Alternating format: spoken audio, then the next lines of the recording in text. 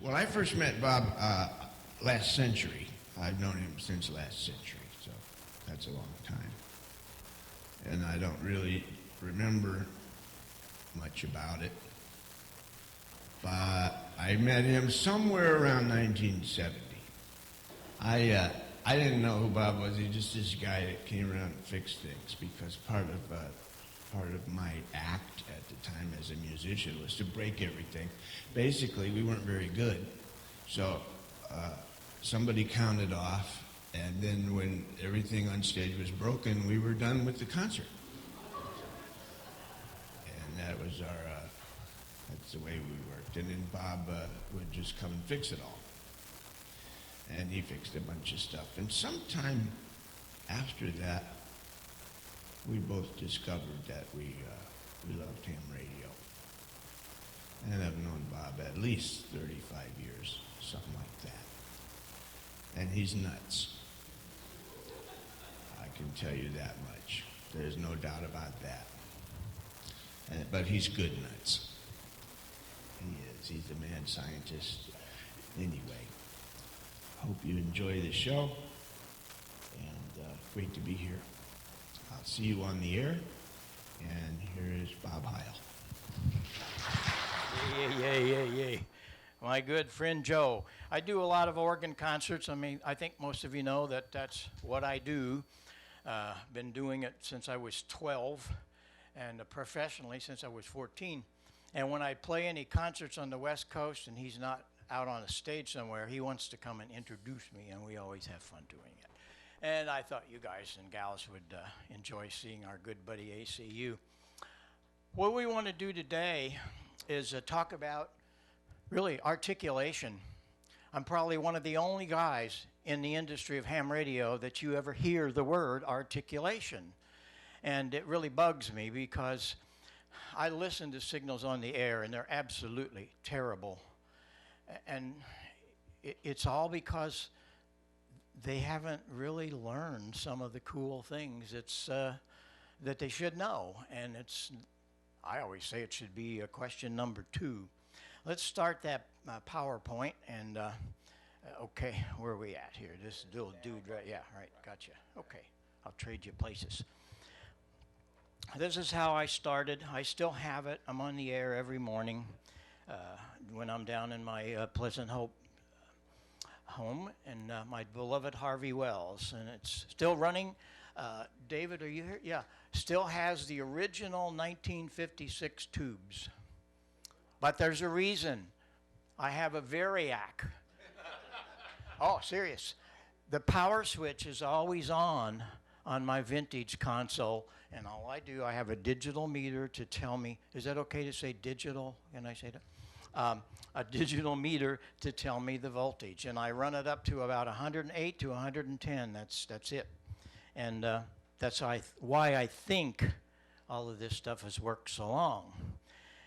The problem we have today is all of the vintage gear uses high impedance microphones. And if you're not going to use the crystal microphones, then you're kind of out of luck. But there are advantages to that, but there are also salvations to it. One of the reasons we use crystal microphones, they were designed in the 1930s by a company called Brush. And there was a huge fight between Brush and Astatic. And finally, Astatic won, and they, of course, build many of the D104 type things. But look at that register. My goodness, it's very peaky in the mid-range, and so for all of the guys say, I gotta have it flat. It's gotta be flat. No, it doesn't. No way. And we're gonna learn. Why would you have such a silly-looking response? Well, it certainly isn't flat. And as many of you, I didn't understand this until one day my phone rang. That you, Heil? And I said, yes, sir. Who's it? This is Klipsch. I'm going, this. Paul Klipsch? This is God on the other end of this phone. How many people know of Paul Klipsch? He was the father of the folded horn, actually the movement of hi-fi. That was the guy. And he said, "You got a cornfield I can come and crash in?" He was a crusty old guy. I said, "No, but we have an airport about 8 miles south." "Well, I'll be there. You got a 10,000 watt PA?" And I said, "Yes, sir, got a couple of them." "I want to come and see it." I figured, this is going to be interesting. He's going to cut me off at the knees and feed it back to me. But that didn't happen. That didn't happen at all. Because what happened is I started learning things that day and the following day. He was the father of the folded horn. This was in his laboratory. It's a plexiglass speaker box, but what you don't see is the last 8 foot of it. 4 foot on this side and 4 on that side, which is your room. This fits in the corner, and your room is actually the last of the 16 foot of that horn. Anybody ever heard or experienced a K-horn?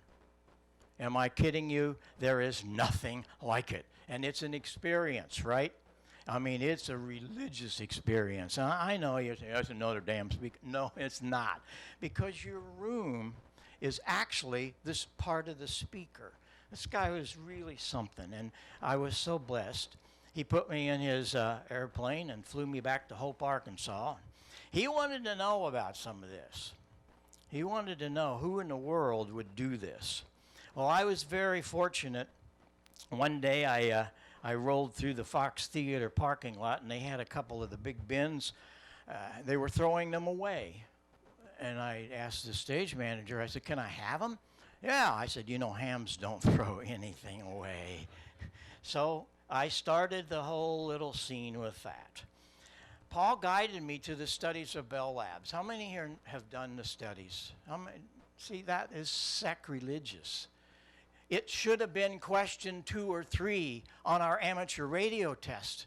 Because what is one of the number one things about ham radio? It's listening.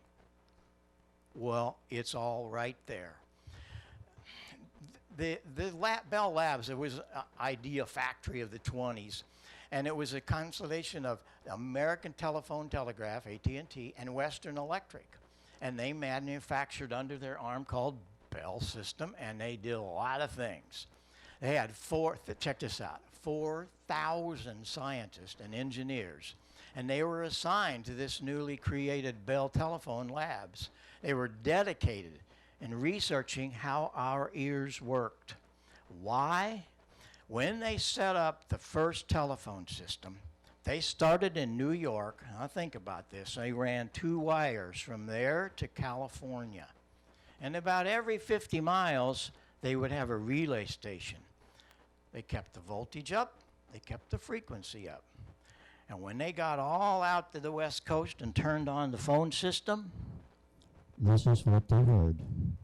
What in the world happened to all the voltages are right? All the frequencies right? What happened? So they put Dr. Fletcher and they put Dr. Munson on the case.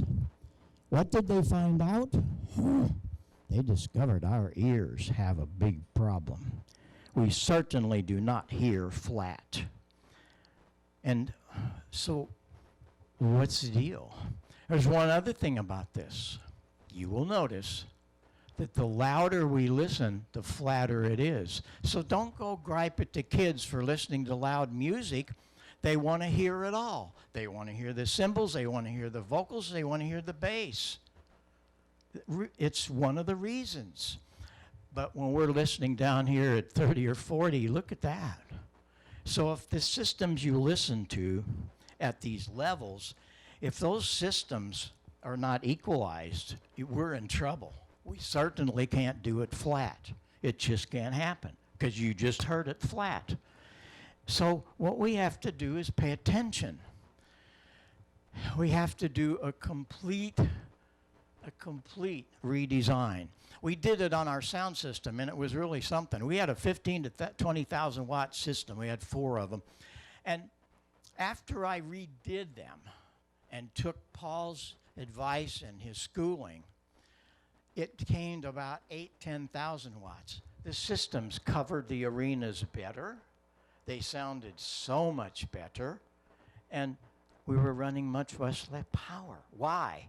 Because we paid attention to what Bell Labs had taught us. These are some of the systems, just a few. We did several thousand concerts during my career. All of those speakers were built in our plant in Marissa, Illinois. That's all fiberglass. I discovered that wood and metal, they ring, they have resonance to them. Fiberglass doesn't. And Paul thought that was really, really cool, that I wanted to do this. And he helped me do all of the different designs, and we could spend all day. And these are just a few of the people that we did there.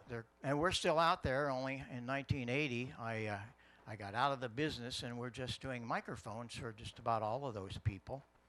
And it was a great time. Hey, question, anybody know who that is? You won't. You won't. That was their first tour that we did. We're still doing their things. That happens to be ZZ Top without beards. You look at it again, and you might say, yeah, I see that. You can see the system is all plywood. We didn't even have it covered. It was one of our very first systems. I showed that to Billy. Billy is a wonderful, brainy, just an unbelievable person. He reads a lot, knows a lot about things. I love spending time with him. And I showed him this picture that was given to me by one of the radio stations in St. Louis where that happened. I said, what do you see here? I'm expecting him to say something about the beards. Hey, they say, Heil, you see all those kids out there? Look at all those kids. They're all grandpas and grandmas. We had way too much fun. Let's get back into radio. I thought I'd give you a little running history. If you didn't know some of that, that's just a little piece of it. And in 1980, I got back into it, and I couldn't believe what I was hearing. What happened to my great Art Collins articulate audio? What happened? Because I kept hearing this stuff that was all mushy and bassy about what you heard a minute ago. Well, oh, I got my matching microphone on my Kenwood. Really? Matching, huh? Yeah. Well, let me tell you about that matching stuff. I now, in the last 12 years, I work for the companies. ICOM, Yaesu. I was the guy that brought equalizers to ham radio. And I know what's going on the other side. They don't build their microphones. They sort it out to some OEM company, paint it the same color, put the name on it. They fooled you all this time. They'll be matching. Damn right, it's the same color, but it certainly isn't good enough. We took care of what that microphone should be. But I just missed all of this. And there's basically, and I learned this from the Bell Lab studies, I still every once in a while go back and read through some of that and see if I missed something, and I usually have. These are 4 important things about audio, and especially on our ham radio stations. Room echo is a biggie, because we don't have a lot of foam or audio panels. There's all kinds of stuff that we do in the studios for that. We don't have that in ham radio. It's usually in a back room and sometimes with your washing machine. That really has a lot to do with it. The frequency response, as you heard, really is important. We'll get into a little more of that. And sound pressure. You saw if it's louder or lower, it all changes response. So you have to understand that. And the other thing that really disgusts me is distortion. We should outlaw compression. We do not need compression. And if you disagree with me, we're going to have a talk, and you will lose. Because I can prove it. I can prove it. The other thing that really bugs me is how people address a microphone. Is that a chapter in our license manuals? No. Well, it's very important. Because here's some of the deals. If you double the distance of this microphone, you lose 6 dB. It's a little bit tough because you're hearing me acoustically. Listen what happened to my signal. Oh, well, that's no big deal, Heil. Just crank it up. Uh-huh. Then you know what you're going to do. I really can't do it in a room like this. There'll be a lot of feedback. But if you crank up the gain, what happens? Room echo. Like you're in a gymnasium, no matter what your room is. And every time you move that microphone, you just lost 6 dB. 6. We're going to come back to this, and you're going to really, really understand it when we do some of the other things. And what I always tell the things, don't do this. No more of this. I hate desk stands. Why? Because they put them here, and hey, I'm just really damn cool. No, you're not. I can't understand you. I hear the room echo louder than you. You shouldn't be more than 2 inches away from a microphone, no matter who you are, what you got, what you think. We're talking about science. Science. I mean, I just prove it to you. When you back off, you lose dynamic range. You lose transient response. And when you talk to the guys in the morning, Bill will tell you, yeah, you just sound damn fine. Okay, and Bill's going to tell you, Jim's going to tell you. But you don't. How do you know? There's only one way. You listening in a second receiver with headphones. Oh, but I don't sound the same. No, you're not going to sound the same as you hear yourself. But listen to that signal that you're listening to. Then you can adjust things. And we just have to learn how to address a microphone. It's very important. I came off the road in 1980, and I started listening around, and I'm going, what in the world? I hooked up with a guy here in town in Metairie, Buddy Massa. Anybody knew Buddy? Buddy? Nick does, I know that. And I got involved on 40 meters every night, and we got to talking about this. I said, I don't like this audio nonsense. What's going on? And he agreed. He says, it's all these import radios, and these guys using these crummy microphones, and they think it's great because it's matching. So I fixed it.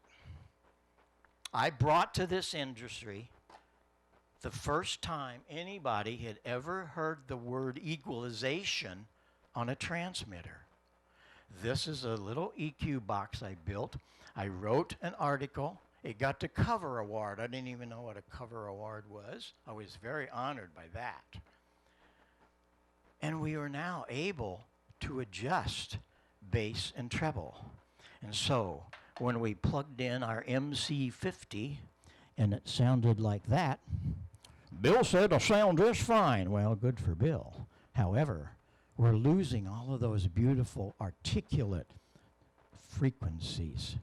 We want to bring the mids up. So roll off the low end and bring in the high end. And listen how much easier. Now listen. Listening is a very, very cool thing. It's a mental process. Not physical, mental. I'm going to do this again and just listen to it. Here we're going to go back flat. There you are, absolutely flat. That's what you have in your transmitters. Well, what happens if we bring in a little bit of treble and roll off a little low end? Even at my low voice, it's so much easier to understand the difference of an F and an S, a P or a B. Only thing I'm touching is the tone control. And you don't have one on your radio unless it's one of the later ones. Then you get the guys that, well, hey, I got a really cool signal, man. I got all this low end. And they get this thing on the air and you can't understand a damn word. Then they're going to tell you, well, your receiver's not wide enough. I got news for you, buddy. If you're wider than 2.9 or 3K, you better not get in my face. Because no one has told them how important it is to get rid of the bass, because that's where all your RF power is. You don't need it. If you get rid of everything under 100, it's going to put it on up to 2.5K region where you really need it. And that is all about equalization. And I was very fortunate that I got people to listen to me. And one of them was Dr. Inouye, who owns ICOM. 1999. He sent me a picture of his station. This is Mr. ICOM. And the picture was one of my gold line microphones and this little guy. And I'm just some little freak sitting in Marissa, Illinois, a little mining town and 2,000 people in southern Illinois. And here's this giant man that had my products. And he said, we got to do something. I'm thinking of a new radio, and I want to put your equalizer in it. I just want to make sure that we do this right. And so I started working with ICOM, everything from the Pro 1 all the way through to the 7300, 7610, has bass and treble, 2-band equalization, because Dr. Inouye, he discovered how important it was. And so we have it all happening. But as I say, you want to roll off everything under 100 cycles, because it all happens from 2 to 3K.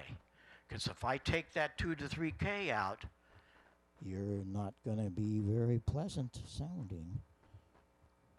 Okay, so you like your MC50. You think I'm kidding? That's what they sound like. Mine don't sound... Yes, it does. I have hours of recordings. You want me to play them for you.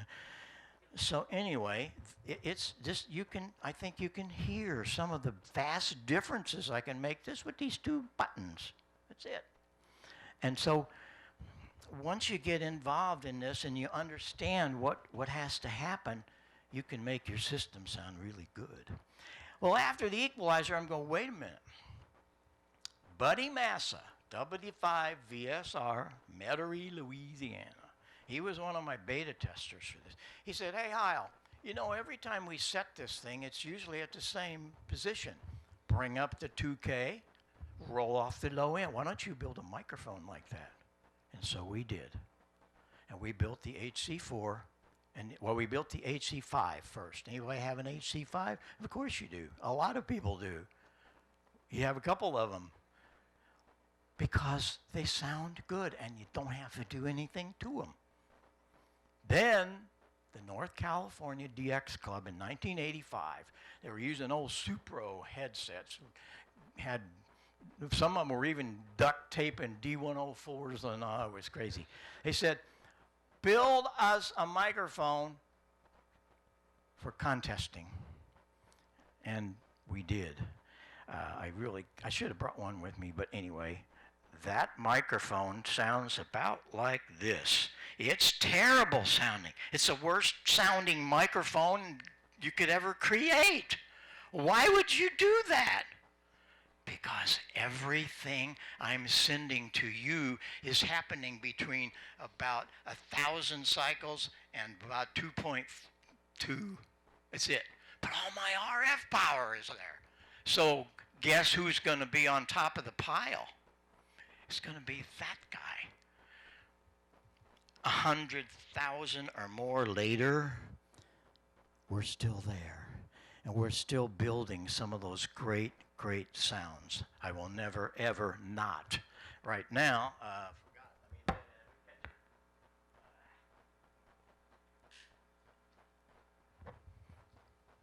anybody have some of these? If you don't, why not?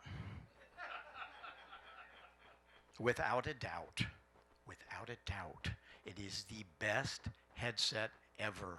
Why do I say that? Because it's mine? No, it's why I built it.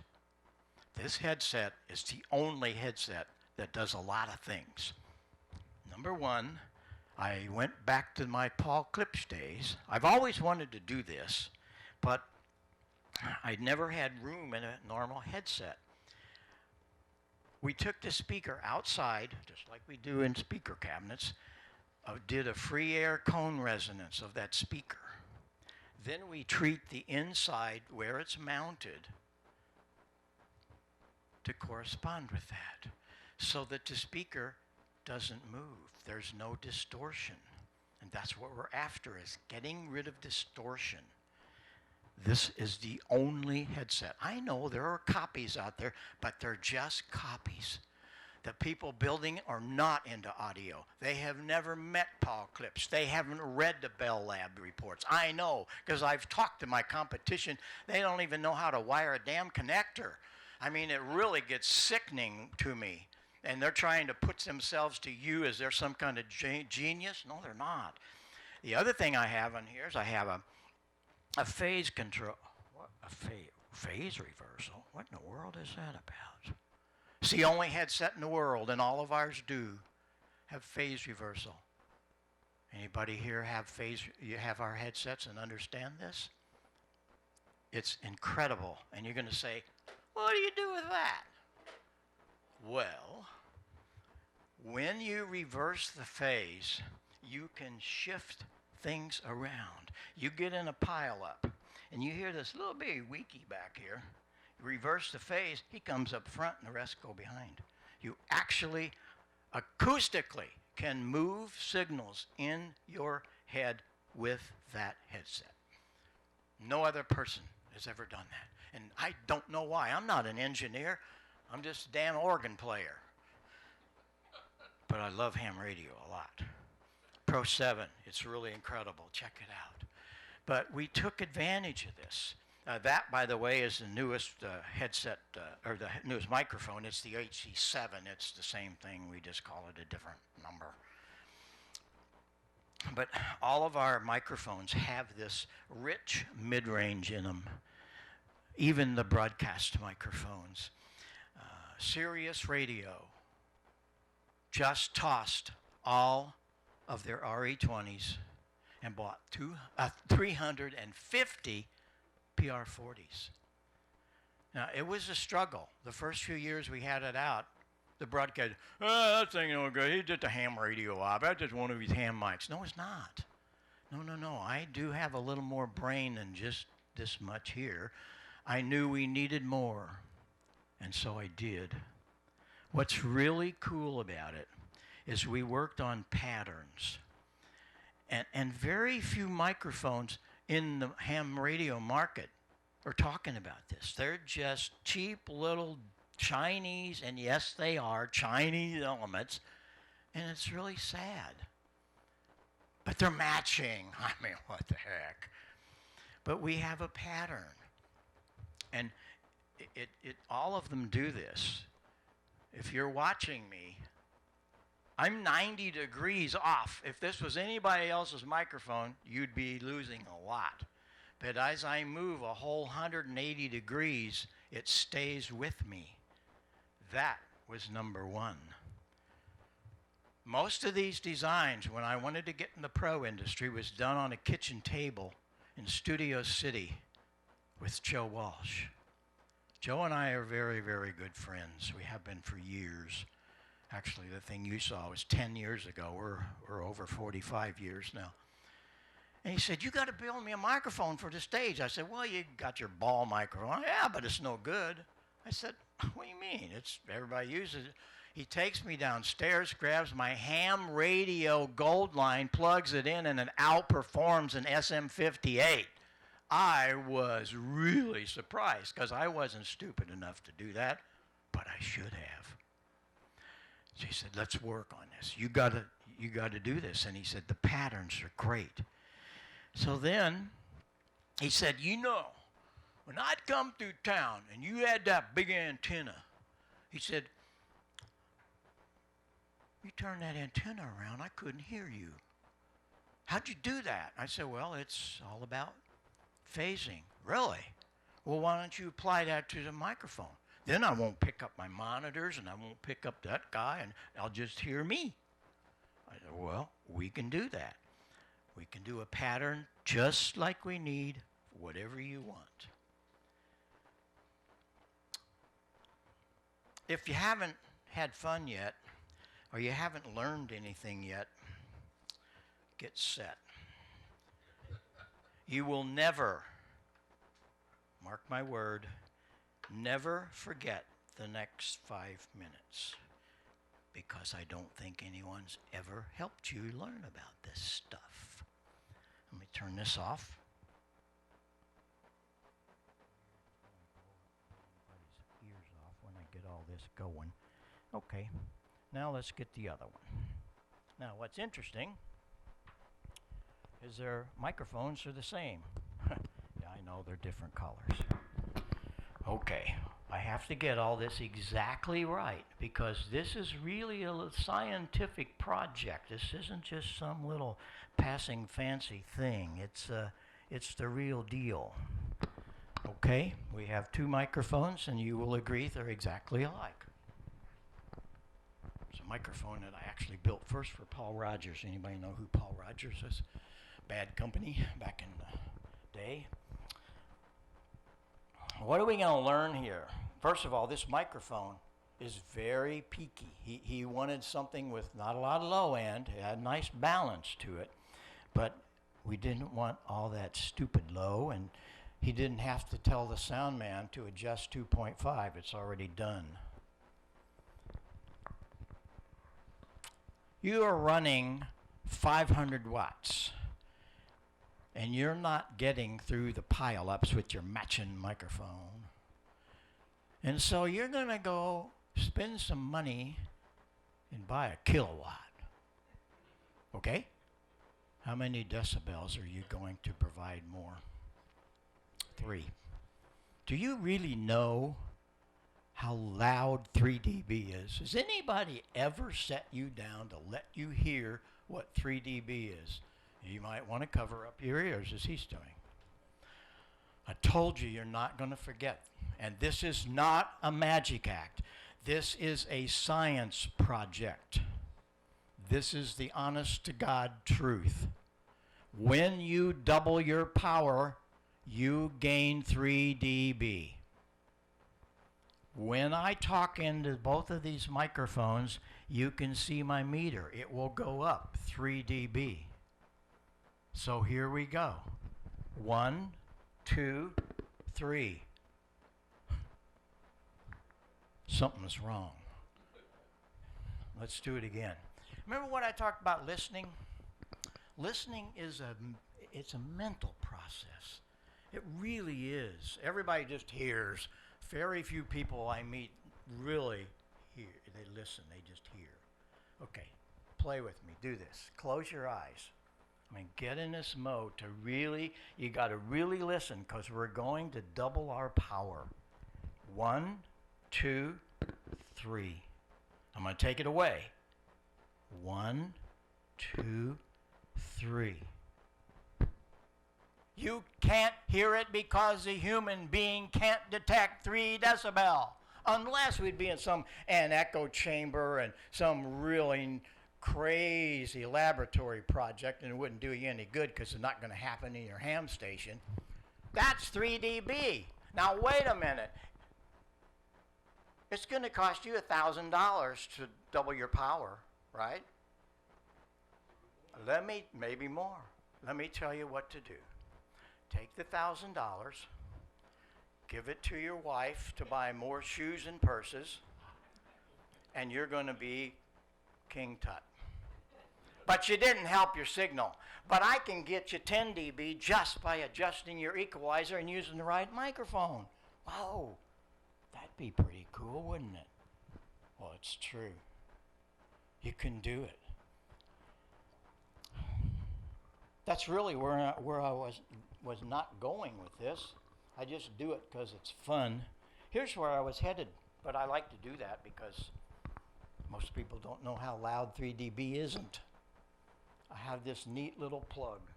And I'm going to plug it in here. And then we're going to plug this in here. Big deal. Okay. They sure work fine. There's only one problem. A situation. That little plug is out of phase. David was telling you about what you can do with in and out phase, right? Well, you're about to hear and learn a whole lot about how it really takes part in your ham radio station. Because when I bring both of these microphones together, you know what happens? Nothing. Nothing. The damn bomb can go off and you're not going to hear it. Oh, they still work. But not together. this diaphragm is going that way and this one's going this way. Oh my God. How much time have I got? Have I got 3 hours? It's my favorite subject. It's my favorite subject. Think about it. How many of you have a Yagi? Do you really know what Dr. Yagi did when he designed it? Do you really know how it was designed? Think about it. You have a driven element. He figured this all out before computers. David will like that. He figured out if he could go so far in the boom out and make the director so long, he could get a little gain. If he could put one behind, little long, this one, and he turned it to California, oh, they're gone. Hello, goodbye. Because it's out of phase. And that's what I said. I need about 3 hours. You have a noise blanker. You have a notch filter. You got some idiot that's right beside you. How does that work? It takes its signal and puts it out of phase. Goodbye, we'll see you later. On and on. Noise canceling headsets. How do they work? Being out of phase. How can I move things around? Because I can change the phasing. There is so much to do in ham radio about phasing, and damn it, I don't hear it, I don't read it. It's just stupid, because these are things that really make your signal come or go if you apply it. First, you got to understand it. And it's, at least I'm not seeing it anywhere, and it just bugs me to death. Because I read all of these great manuals, and it's, oh yeah, right, sure. The only problem is, they don't teach you anything. They're selling books. Then you get into adjusting your microphone.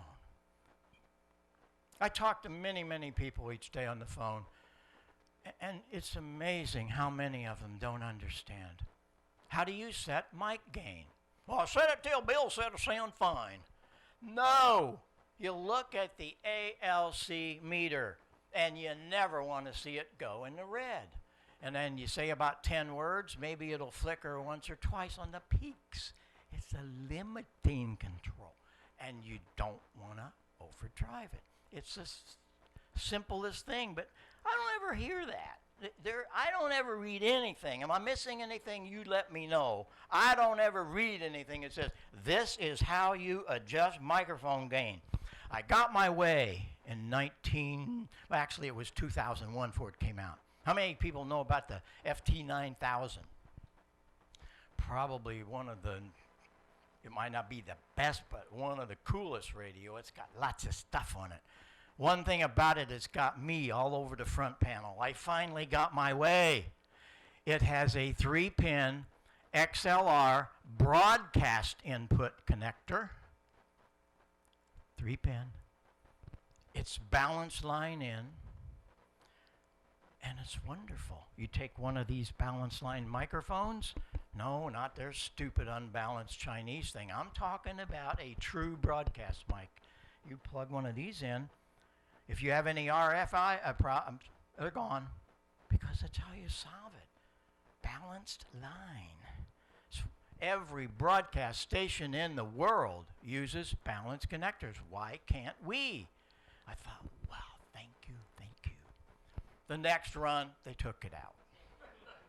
However, I guess they weren't smart enough. They kept my board all the way through to the 1200. If you know how to wire the connector, they all can be wired for balance. Every cable that we build for a Yaesu in our plant is balanced, because we want you to build or use a balanced microphone.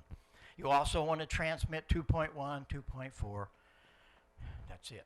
Don't get out the 3 and 4 and 5. Respect everybody. And the last one, I get a lot of comment. No compression. We don't need it. If we have proper equalization and we have proper gain, all of that, we don't need compression. Compression is a terrible thing. But these rigs of the 1980s, when they came along, they had none of this. Well, when we bought into the EQ 200, we also built a 3-band for a while. This is the answer for those rigs, and it works really good. And then, as I said, since 1999, all of the icons. There's one model, the 480. I don't know why they did this. It doesn't have any EQ, and it's only got 2.4 wide. It's a pretty sick radio, actually. I got tired of all this stuff. Buddy Massa said to me years ago, "You need to write a book." So I did. And we sold a lot of them. But then it was out of print. I didn't reprint it. Gordon West is going, "You got to print that book because we use it to teach." So I reprinted it and put a few other things in it, updated. Anybody have this book? Am I lying? It's probably the best thing written for ham radio. Am I lying? Don't be afraid to tell me. It is. Why? Because it's written for us.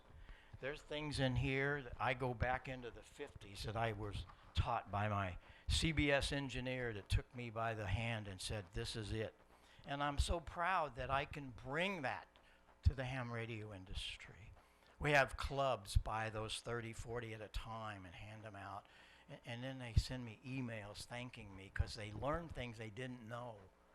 And that's so sad. What's the deal? Why are we not hearing this stuff? It costs nothing. I don't know. It just bugs me to death. In my life, I was very blessed that all of this craziness I did has ended us up in the Rock and Roll Hall of Fame. We're the only manufacturer in the Rock Hall. We're on the same floor right next to Les Paul's display. And I mean, it is serious. It's very humbling. I'm very honored. And the consoles you see, that console, I built that specially for Pete Townsend. He called me, and we had done 2 years of The Who in 1971 and 2. He said, "Come over, I want to talk to you." 1973, big time quad sound was in. He said, "You think you could build a system that we could move Roger's voice around the arena?" I said, "Sure." No's not in my vocabulary. Gets me in trouble, but anyway. And I did, and that's the mixer. It's the only quad mixer. We built 2 of them because we needed 30 channels. And it was a marvelous time. That was the first mixer built. I designed it for Sun. It was the first mixer built for that industry that had equalization and monitors. We were the first people to bring monitors to the stage with the Grateful Dead and Joe Walsh. And the reason they worked, everybody else, because the better the PA, the worse you hear it on the stage. Well, how do you hear all your buddies that get their harmonics singing? You gotta have monitors. Well, if I put a speaker here, what's gonna happen? It's gonna feed back, right? How did I stop the feedback? Hello? Phasing, my old ham radio stuff. And we did it with the Dead first. If you ever see any early pictures of the Dead, we used 2 microphones. And after one of the short tours, I'm going, we don't need to do that. We can do it in the mixer and the monitors. And we do. And it really works. And so those are some of the things that I brought to this industry and the broadcast industry and the rock and roll industry that I all learned from my good old partner K9EID, who was the chief engineer at CBS St. Louis. And last but not least, I was given an honorary doctorate here a couple years ago, and these are all things that they just absolutely blow me away, because I just barely made it through high school because I was playing the organ. I had a career. I didn't have time to go to school. My education was ham radio, and it still is. And I'm still on the air. I love to get on and play with all my stuff. And I do a lot of stuff on AM, and I do a lot of stuff on sideband, but most of it's on AM with my ICO, believe it or not. I have the coolest, best sounding ICO on the planet. Why? It's a 35-pound novice transmitter. But I have a 528E. Anybody know what a 528E Symmetrics is? Every radio station in the world have them. I was at KMOX, CBS St. Louis, for 25 years on air, a little thing we called High-Tech Heil, doing things from 1977 on. And in the room where you walk into the studios is a whole rack behind plexiglass of 528Es. 3-band parametric, limiting, all of the things we needed, de-essing. They would adjust them for each of the hosts, had our names on them. And when we'd come in and sit down at the console, the engineer would go over there and plug it in for us. We never touched it. He did the first time. And I use one of those with a PR40 or a PR781. Any of my microphones work, but that's usually what I have on the boom. Then they had a 730 modulator, which was one of their hi-fi amplifiers. They were a leader in the hi-fi world in 1959, 60. EL34s, Williamson feedback circuit, and then they had a 12AX7 for your microphone, unbalanced. And no. So I take a transformer, 600 ohm. I come out of there, drive the grids directly. I defy anybody to tell me it's an ICO. Usually when I get on, the guys will ask me, and I don't usually say, well, because, what kind of broadcast transmitter? Because it will absolutely stand beside and sometimes outperform these monstrous, expensive broadcast transmitters, because it's done right.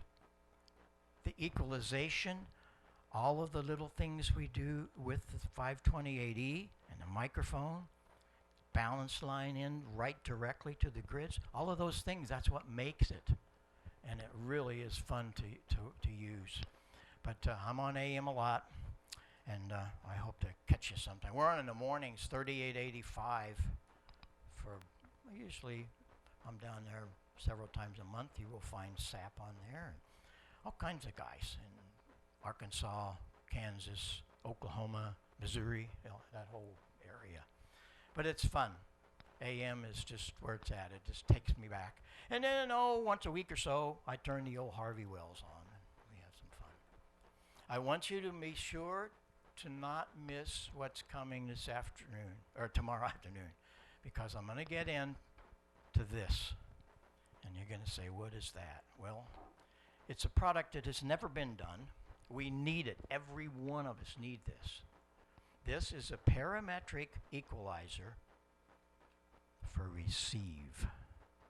I started discovering every transceiver out there, $15,000 to $400 has 1 watt, maybe 2, at 10% distortion. It's just absolutely, you're agreeing with me, aren't you? Thank you very much. Because some guys say, you're full of crap. I paid $15,000 better than that. No, it's not. Because you have never, ever seen a spec sheet on their audio of the receiver, right? They don't publish it. Why? Because they're embarrassed. Oh, I work for these guys, and I'm always after them. Oh, it sounds fine. It's okay. No, it's not okay. Distortion drives you nuts. It gives you listener fatigue. And if you're trying to listen in a contest and stuff for hours, you just go bonkers. And then it's all the wrong frequency. And there's one other thing. We all have had too many birthdays. And so we need to be able to raise that mid-range and knock off that low end. This will do it. I have a fantastic demo off air. You will come out tomorrow saying, my God, I didn't believe this. It can't be done. Yes, it can. And I've worked for a number of years. The other thing I'm proud of is the speaker. The speaker has a 25 watt at 0.1% distortion. I mean, it is hi-fi specs. Paul Klipsch taught me how to take that speaker outside, do a free air cone and we tune that to that 3-inch titanium tweeter. There's nothing like this in this business. It's time for it, so we're going to go through that tomorrow. Any questions we have? Everybody with us on all this? Yeah. On the phasing of the headset, is it just on off 180 degrees or is it very? No, just reverses it. That's all we need. Otherwise, it get into a lot of things and more money and so on. That's all we need right there. And it's all we need. Anything else? Well, we will see you tomorrow and try to get over and see the Hamfest a little bit. Nick's coming up to teach us some things, so thank you very much for listening. I appreciate it.